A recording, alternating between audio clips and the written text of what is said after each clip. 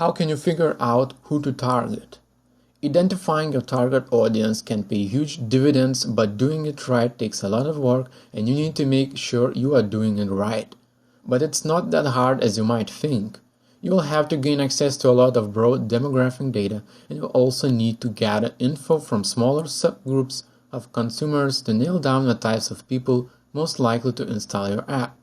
Before you begin the process of determining the type of people who will make up your target audience, you should make sure there isn't a program on a marketplace that already does what your app will do. After all, if the needs of your target audience are really being met, the chances are slim that they'll bother downloading your app at all. So now I'm going to mention two methods of targeting the right users for your app.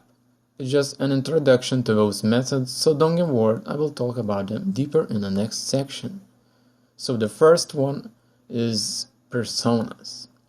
Once you have confidence that there is a need for your app on the App Store, it's time to determine to whom that need applies.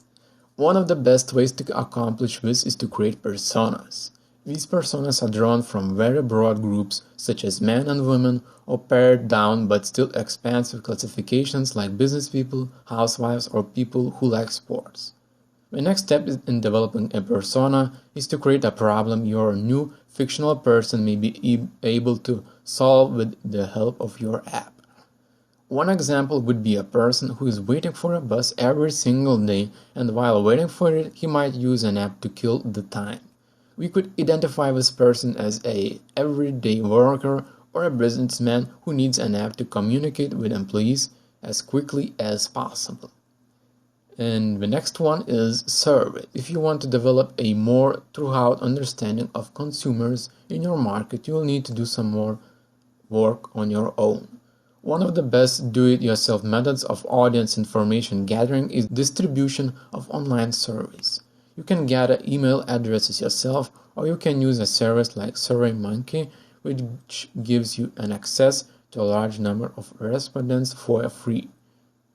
No matter how you accumulate survey objects, it's important to ask for demographic information and lifestyle data along with questions directly related to your app.